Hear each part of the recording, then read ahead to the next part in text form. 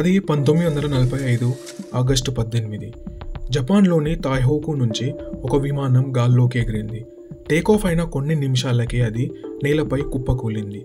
Plane నుంచి ఎగిసిపడుతున్న మంటల్లో నుంచి ఒక వ్యక్తి బయటికి రావడం జరిగింది. అతనే నేతాజీ సుభాష్ చంద్రబోస్. కానీ అంతలోనే అతని ఒళ్ళంతా మంటలమయమైంది. వెంటనే అక్కడ ఉన్న సిబ్బంది బోస్ను దగ్గరలో ఉన్న మిలిటరీ హాస్పిటల్కి తీసుకెళ్లారు.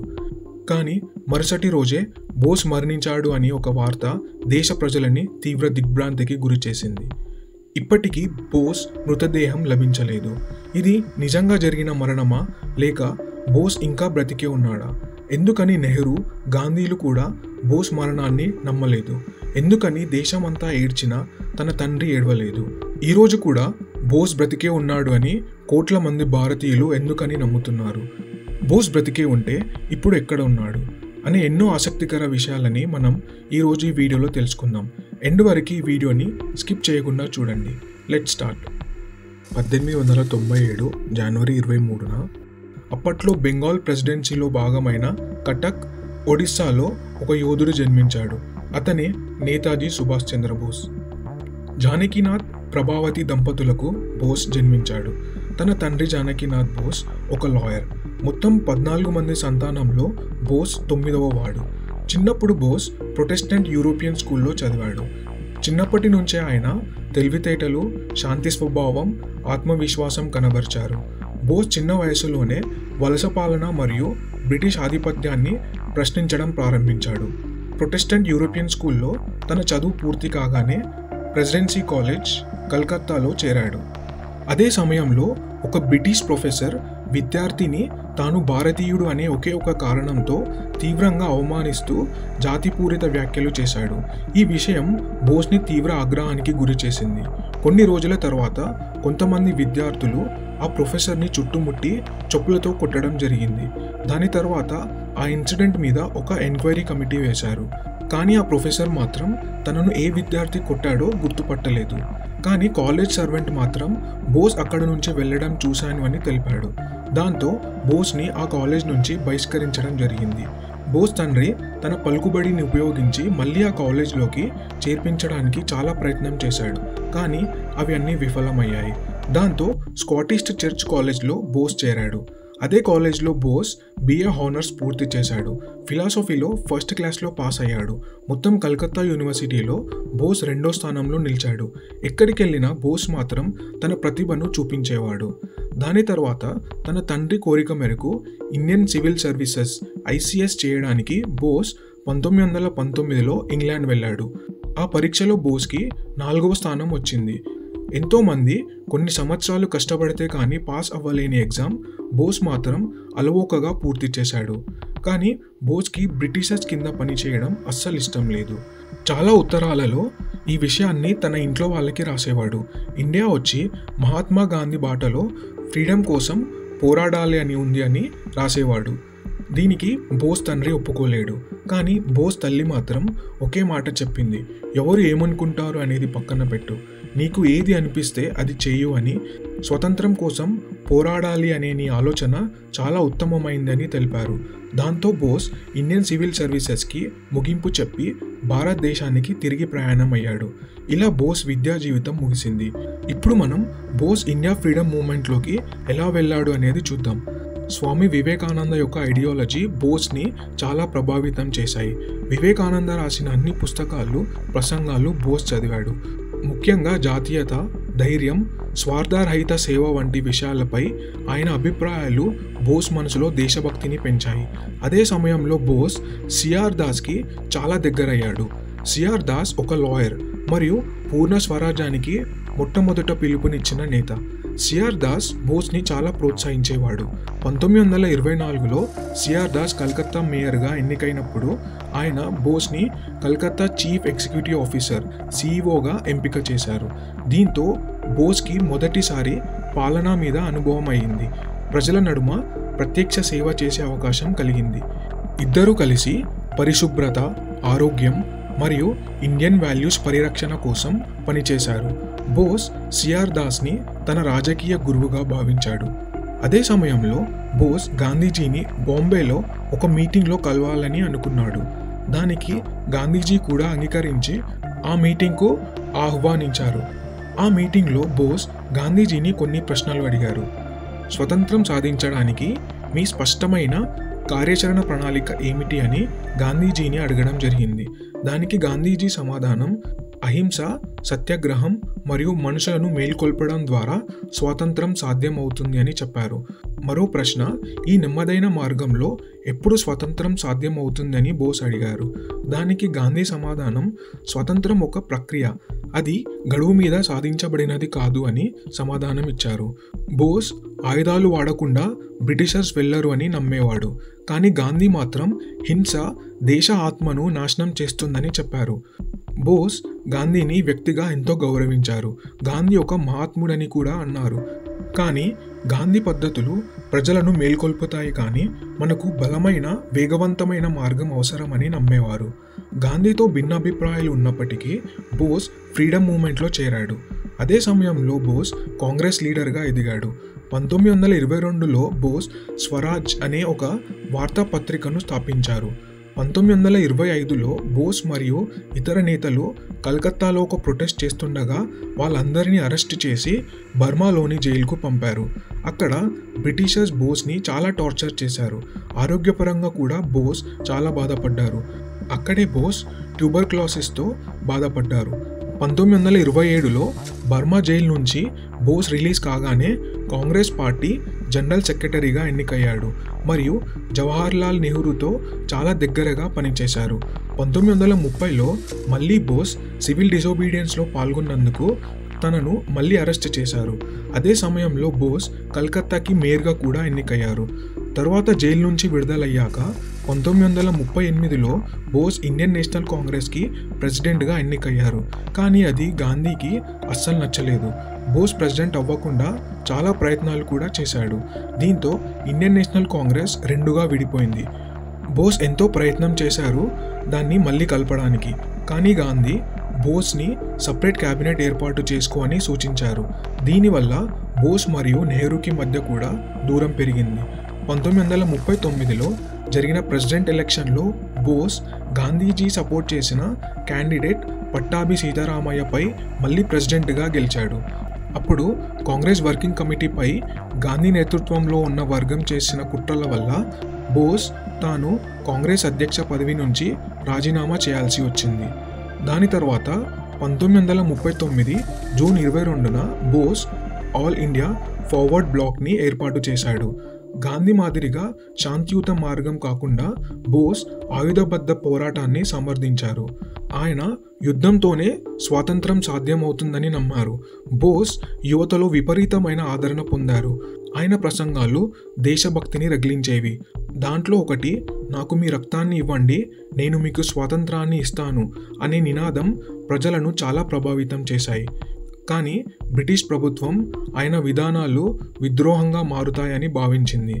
ఆయన జాతీయ తిరుగుబాటుకు దారి తీయగలడు అని, ఎలాగైనా బోస్ని ఆపాలని, లేదా బోస్ దేశాన్ని బ్రిటిషర్స్కి వ్యతిరేకంగా యుద్ధంలోకి తేగలడని భావించి ఇండియన్ నేషనల్ కాంగ్రెస్తో మీరు బోస్ని మాకు ఇచ్చేయండి, మేము మీకు స్వాతంత్రం ఇస్తామని కూడా చెప్పారు.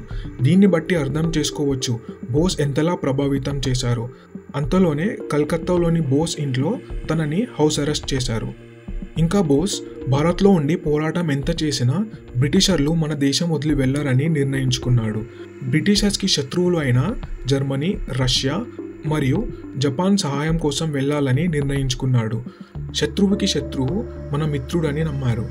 అలా బోస్ పఠాన్ లాగా వేషధారణ చేసి అక్కడి నుంచి ఎస్కేప్ అయ్యాడు. అక్కడ నుండి ఆఫ్ఘనిస్తాన్ మరియు ఆఫ్ఘనిస్తాన్ నుంచి సోవియట్ యూనియన్, రష్యా వెళ్ళాడు. అక్కడ రష్యన్ల సహాయం కోసం ప్రయత్నించారు. కానీ బోస్కి అక్కడ ఏమాత్రం సహాయం దొరకలేదు. ఎందుకు అంటే ఇండియా బ్రిటిష్ కంట్రోల్లోనే ఉంది. వాళ్ళు బోస్ని బ్రిటిష్ ఏజెంట్ అనుకొని తనకి ఎలాంటి సహాయం చేయలేదు. అక్కడ నుంచి బోస్ జర్మనీ వెళ్ళాడు. అక్కడ బోస్ బెర్లిన్లో ఫ్రీ ఇండియా సెంటర్ని స్థాపించారు. అలాగే బ్రిటిష్ వారి కోసం ఆఫ్రికాలో యుద్ధం చేసి ఆ తర్వాత జర్మన్ దళాల చేతికి చిక్కిన భారతీయ యుద్ధ ఖైదీలతో దాదాపు 4500 మందితో ఇండియన్ లీగన్ని ఏర్పాటు చేశారు. 1942 మే 29న బోస్ అక్కడ హిట్లర్తో ఒక మీటింగ్లో పాల్గొన్నాడు. అది దాదాపు 60 నిమిషాల పాటు జరిగింది. దాంట్లో బోస్ హిట్లర్ని భారత స్వతంత్రం కోసం మిలిటరీ సహాయం కోరాడు. ఆఫ్ఘనిస్తాన్ నుంచి జర్మనీ మిలిటరీని బ్రిటిష్ ఇండియాలోకి పంపమని కోరాడు. దానికి సానుకూలంగా స్పందించి బోస్ కోసం నివాసాన్ని ఏర్పాటు చేశారు. దానితో పాటు ఒక వంట మనిషిని, తోటమాలిని మరియు ఒక చాఫర్ కార్ కూడా ఇచ్చారు. అదే సమయంలో ఎమిలీ బోస్కి చాలా దగ్గరయింది. ఎమిలీ బోస్ పుస్తకం ది ఇండియన్ స్ట్రగుల్ టైప్ చేయడంలో సహాయం చేసేది. కొన్ని రోజులకి వాళ్ళిద్దరి మధ్య బాండ్ చాలా పెరిగింది. 1937లో బోస్ మరియు ఎమిలీ సీక్రెట్గా హిందూ సంప్రదాయంలో వివాహం కూడా చేసుకున్నారు. కానీ అది ఎవరికి తెలియకుండా రహస్యంగా ఉంచారు. బోస్ మరియు ఎమిలీకి ఒక పాప కూడా పుట్టింది. తానే అనితా బోస్. 1943లో నాజీ జర్మనీ నుంచి ఎలాంటి రెస్పాన్స్ రాకపోవడంతో బోస్ ఇంకా ఇక్కడ ఉన్న ప్రయోజనం లేదు అని గ్రహించి జపాన్ వెళ్ళాలి అని నిర్ణయించుకున్నాడు.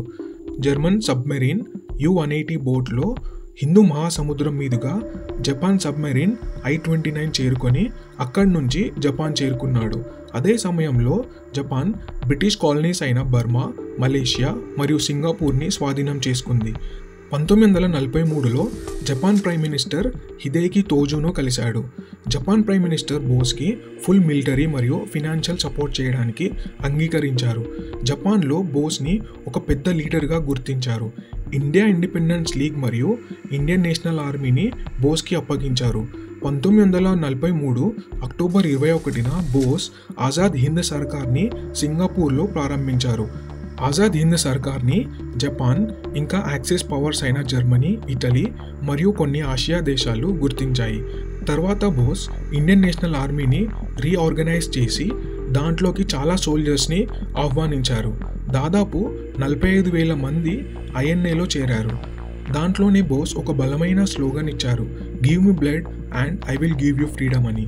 అదే సమయంలో INA జపాన్ సైన్యంతో కలిసి బర్మా ద్వారా భారతదేశంలోకి ప్రవేశించింది. 1944లో ఇంపాల్ మరియు కోహిమాలో ఘోర యుద్ధాలు జరిగాయి. కానీ తీవ్రమైన వర్షాలు, సరఫరా లోపం కారణంగా ఈ యుద్ధాలు విఫలమయ్యాయి.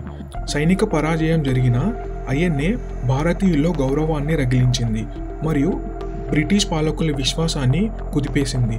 బోస్ టోక్యో రేడియో ద్వారా భారతీయులను స్వతంత్ర పోరాటానికి రమ్మని పిలిచారు. విదేశాల నుంచే దేశ ప్రజలలో జాతీయ చైతన్యం రగిలించారు. జపాన్ బోస్ను ఒక యోధునిగా, వలస పాలనపై పోరాడే నాయకుడిగా గౌరవించింది. మీడియాలో బోస్ ప్రసంగాలు, యాత్రలు, విజయాలను చాలా హైలైట్ చేసింది. జపాన్ ఆక్రమిత ప్రాంతాల్లో ఆయనకు VIP స్థాయి సదుపాయాలు కల్పించారు. జపాన్ అమెరికా మీద యుద్ధం ఓడాక కూడా బోస్ని మర్చిపోలేదు. ఆయన్ని మంచూరియాకి పంపే ప్రయత్నం చేశారంటే ఆయనపై ఉన్న నమ్మకాన్ని మనం చూడవచ్చు. ఆ సమయంలోనే బోస్ తైవాన్లో జరిగిన విమాన ప్రమాదంలో మరణించారు. ఆయన జపాన్ మీదుగా విమానంలో మంచూరియా వైపు ప్రయాణిస్తుండగా టేకాఫ్ సమయంలో విమానం క్రాష్ అయింది. దాంట్లో బోస్ చనిపోయారు. కానీ బోస్ అనుచరులు చాలామంది, ముఖ్యంగా బెంగాల్లో ఉన్నవారు ఆయన మరణించారనే నిజాన్ని కానీ, ఆ పరిస్థితులను కానీ ఆ సమయంలో ఆ తర్వాత కూడా నమ్మడానికి నిరాకరించారు. 1945 ఆగస్టు 20న బోస్ దేహాన్ని తాయ్హోకు, ప్రజెంట్ తైవాన్లోని ఒక శ్మశాన వాటికలో దహనం చేశారు. ఆగస్టు 23న జపాన్ వార్తా సంస్థ బోస్ చనిపోయారనే వార్త ప్రకటించింది. సెప్టెంబర్ 14న టోకియోలో బోస్కు స్మారక కార్యక్రమం నిర్వహించారు. కొద్ది రోజుల తర్వాత బోస్ అస్థికలని టోక్యోలోని రెంకోజీ టెంపుల్లో అప్పగించారు. అప్పటి నుండి అవి అక్కడే ఉన్నాయి. అప్పటి నుంచి బోస్ మరణంపై చాలా కాన్స్పిరసీ థియరీలు మొదలయ్యాయి. దాంట్లో కొన్ని అధికారిక కథనం ప్రకారం 1945 ఆగస్టు 18 బోస్ తైవాన్లోని తాయ్పేయి విమాన ఆశ్రయంలో ప్రమాదంలో మరణించారు అని జపాన్ ప్రభుత్వం ప్రకటించింది. టేకాఫ్ సమయంలో విమానం క్రాష్ అయింది అని, ఆ విమానంలో చీఫ్ పైలట్, కో పైలట్ మరియు Japan army vice chief staff తక్షణమే మరణించారు అని, బోస్ సహాయకుడు హబీబుర్ రెహమాన్ స్పృహ కోల్పోయారు. కానీ బోస్ మాత్రం స్పృహలోనే ఉన్నప్పటికీ అంతగా గాయపడలేరు. కానీ ఆయన శరీరం అంతా పెట్రోల్తో తడిచిపోయింది. రెహమాన్ స్పృహలోకి వచ్చాక వాళ్ళిద్దరూ వెనుక ద్వారం నుంచి బయటకి వెళ్ళాలని ప్రయత్నించారు. అయితే లగేజ్ చాలా ఉండడంతో ఆ డోర్ మూసుకుపోయింది. దాంతో ముందు ద్వారం నుంచి మంటల మధ్యలో నుంచి బయటకి వచ్చారు. అయితే ఆ ప్రయత్నంలో బోస్ దేహానికి మంటలు అంటుకున్నాయని అక్కడ ఉన్న సిబ్బంది ఆ మంటలని ఆర్పాలని చాలా ప్రయత్నం చేశారు. కానీ అప్పటికే బోస్ తల మరియు ముఖం తీవ్రంగా కాలిపోయింది. బోస్ని ఒక ట్రక్లో తాయ్హోకు మిలిటరీ హాస్పిటల్కు తీసుకెళ్లారు. బోస్ హాస్పిటల్కి చేరిన సమయంలో స్పృహలోనే ఉన్నారు. కొంతసేపటి వరకు మాట్లాడగలిగారు కూడా. తక్షణమే చికిత్స ప్రారంభించారు. అంతలోనే బోస్ కోమాలోకి వెళ్ళిపోయారు. కొద్ది గంటల తర్వాత 1945 ఆగస్టు 18 శనివారం రాత్రి 9 నుంచి 10 గంటల మధ్య బోస్ మరణించారు. అప్పుడు బోస్కి కేవలం 48 సంవత్సరాలే. అయితే ఇప్పటి వరకు ఎలాంటి వీడియో ఫుటేజ్ కూడా బయటికి రాలేదు. ఇంకో కథనం ప్రకారం బోస్ బ్రిటిషర్లు తనని పట్టుకోవద్దు అనే ఉద్దేశంతో తన మృతిని నాటకం చేశాడు అని, ఆయన రష్యా లేదా చైనా వైపు వెళ్ళి గుప్త జీవితాన్ని గడిపారని నమ్మారు. ఇంకో కథనం ప్రకారం బోస్ రష్యాలో బందీగా ఉన్నారని నిఘా వర్గాల అనుమానం. కొన్ని రష్యా మరియు బ్రిటిష్ రహస్య గవర్నమెంట్ డాక్యుమెంట్ల ప్రకారం బోస్ ప్రమాదం తర్వాత రష్యా వెళ్లారు. అక్కడి స్టాలిన్ ప్రభుత్వం ఆయనను కేజీబీ సురక్షిత కస్టడీలో ఉంచారని చెప్పారు. మరోవైపు ఉత్తరప్రదేశ్లోని ఒక ఆశ్రమంలో గుమ్నమీ బాబా అనే వ్యక్తి చాలా సంవత్సరాల పాటు తపస్సు జీవితం గడిపారు. చాలామంది నమ్మడం ఏంటి అంటే ఆ బాబానే సుభాష్ చంద్రబోస్ అని. ఆ తర్వాత భారత ప్రభుత్వం నియమించిన కమిషన్ల ప్రకారం 1956 షానవాజ్ కమిషన్ బోస్ తైవాన్ విమాన ప్రమాదంలోనే చనిపోయాడని తేల్చింది. కానీ ప్రముఖ నేతలు దాన్ని అంగీకరించలేరు.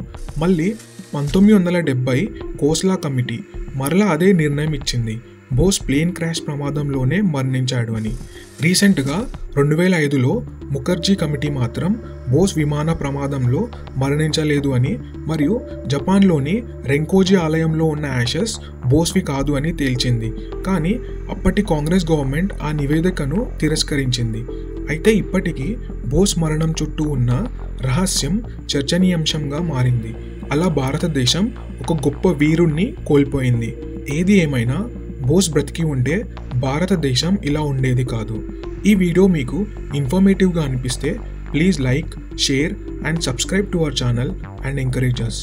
జై హింద్, జై భారత్.